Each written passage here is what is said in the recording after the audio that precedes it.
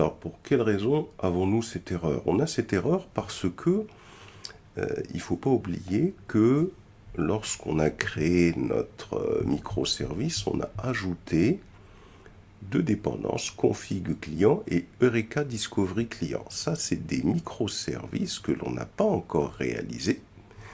Et ce qui se passe, c'est que notre microservice gestion client, il tente de pouvoir communiquer avec eux. On les fera ultérieurement, mais là, il va falloir lui dire, dans un fichier de propriété, que ce n'est pas possible de communiquer avec eux pour l'instant. Et donc, c'est ce qu'on va faire. On va se rendre dans SRC, dans Main, on va dans Ressources, et ici, on clique sur Application.Property. Et ce qu'on va faire, on va venir ici, et là, à ce niveau-là, on va désactiver, on désactiver, Eureka et config serveur. Alors, pour le désactiver, comment on fait? On va tout simplement donc écrire spring.cloud.config.enabled est égal à false. On valide. Ensuite, on va écrire spring.client.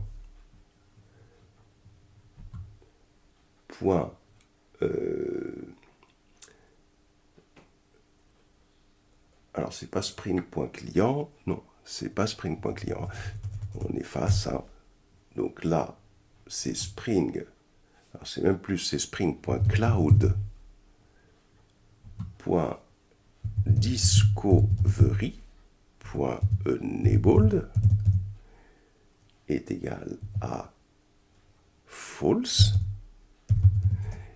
Et enfin, on va écrire spring. Alors, c'est Eureka plutôt qu'on va désactiver, le Eureka.client.enabled qui, lui, va être égal à false. Donc, il ne faut pas vous tromper dans ces trois lignes, ni dans la casse, ni dans rien du tout. On sauvegarde avec un CTRL S. Pour voir si c'est sauvegardé, il suffit de voir qu'on a bien une croix ici, et c'est pas un rond. On fait un clear ou un CLS, si on est sous Linux, ou clear sous Linux, et CLS d'ailleurs fonctionne, il me semble, sous Windows, voilà. Et là, on réécrit, on rappelle la commande, /mvnw clean, installe.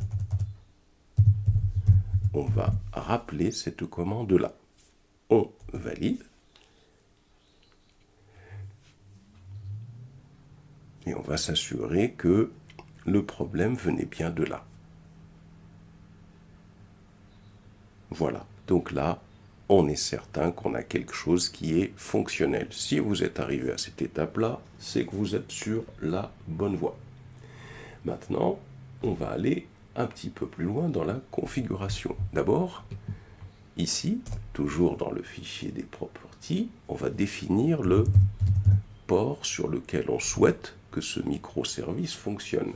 Serveur.port est égal à 8081. On valide. Ça permettra à ce microservice de fonctionner sur ce port-là. Alors pourquoi on fait ça? C'est important parce que il ne faut pas oublier que nous, on souhaite que notre application communique avec d'autres microservices.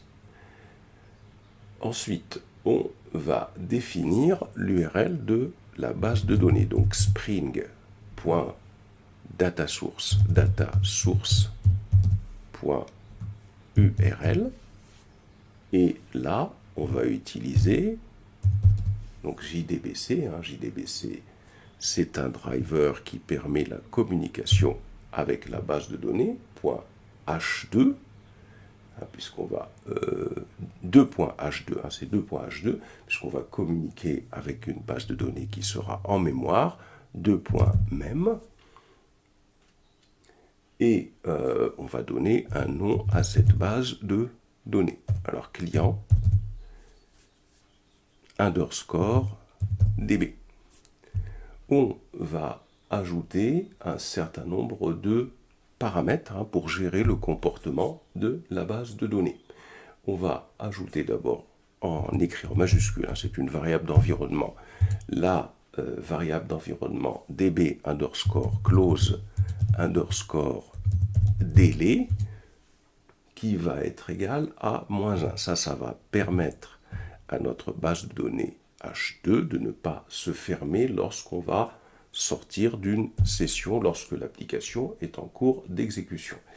Et on va ajouter une deuxième variable, db underscore close underscore on underscore exit, qui, elle, va être égale à false. Ça, c'est pour indiquer qu'en aucune manière, la base de données ne va se fermer, ne va pas être fermée, même quand on va sortir de l'application.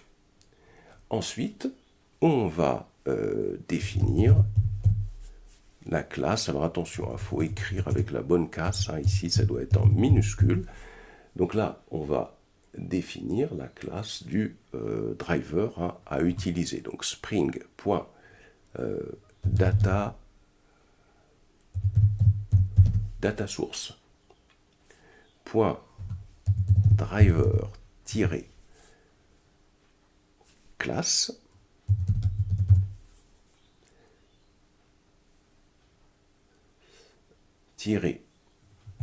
name qui est égal à org.h2.driver avec un grand D. On appuie sur la touche Entrée pour passer à la ligne suivante. On va définir le username de la base de données, datasource.username, il nous le donne ici, qui va être égal à SA. Puisque c'est une base de données de test, c'est pas grave que le username ne soit pas complexe. Datasource.password, voilà, il nous le donne ici. On peut mettre le password qu'on veut. Moi, je vais mettre password, comme ça, je ne casse pas la tête. Voilà. Donc, là, on a défini les paramètres de la base de données, mais maintenant, on veut son comportement. Nous, ce qu'on souhaite, c'est que ce soit Spring qui crée la base de données. Donc, Spring.jpa qui la crée ou qui la met à jour. .hibernate.ddl auto, vous voyez, on clique dessus, est égal à update. Ça permet de dire à Spring, écoute, c'est à toi de créer la base de données quand je vais lancer la commande mvn, par exemple, install ou package. Ensuite, on va demander, alors ici, on va demander à Spring, on va lui dire, donc spring.jpa.show SQL, ça va permettre de pouvoir tracer les opérations SQL dans les fichiers de log. Et enfin, on va avoir besoin, ici, un peu plus bas, de pouvoir également activer la console H2 pour aller voir ce qui se passe un petit peu dans la base de données en mémoire. Donc spring.h2. console.enabled est égal à true. Valide. Et enfin, donc spring.h2.console.path. Voilà, on donne le chemin pour pouvoir accéder à la console, c'est /h2-console. Et on sauvegarde. Vous vous assurez que vous n'avez pas fait d'erreur et tout de suite après, on peut refaire encore un mvnw clean install. On ne se presse pas, on s'assure qu'on n'a pas fait d'erreur, que tout marche bien. Si on a fait des erreurs et que ça ne marche pas, à vous de recontrôler en fonction de ce que j'ai fait ici, ce qui se passe sur votre PC. On peut même, essayer tout de suite d'exécuter. On va donc créer un package, même s'il n'y a rien qui a été fait, on va essayer. Package comme ça. Voilà. On exécute. Souvenez-vous, quand on a fait le package, alors si vous êtes sous Windows, c'est dir, sous Linux, c'est ls, vous faites un dir, vous avez le dossier target qui a été créé. Si vous faites un dir ou un ls target, comme ça, vous voyez qu'il y a des fichiers jar qui existent ici. Vous voyez, dès le départ, vous pouvez travailler déjà. Vous pouvez faire un java-jar pour exécuter dans le dossier target, / vous tapez juste GEST, c'est-à-dire les 3 premières lettres par exemple, et vous appuyez sur la touche de tabulation, il va y avoir l'autocomplétion, hop, je valide pour exécuter déjà mon projet. Il n'y a rien, mais le fait déjà de faire ça, ça nous permet de nous assurer que tout fonctionne bien. Il faut vraiment procéder pas à pas quand on est en formation pour être certain qu'on est dans les clous. Sinon, là, vous voyez, on a très peu de choses à revoir. S'il faut retourner en arrière, tout refaire, vous retournez en arrière et vous refaites absolument tout doucement. Et une fois qu'on a fait ça, on se dit, tiens, est-ce que la base de données, elle a été créée comme ça? Après tout, on lui a donné tous les paramètres, on peut aller contrôler ça.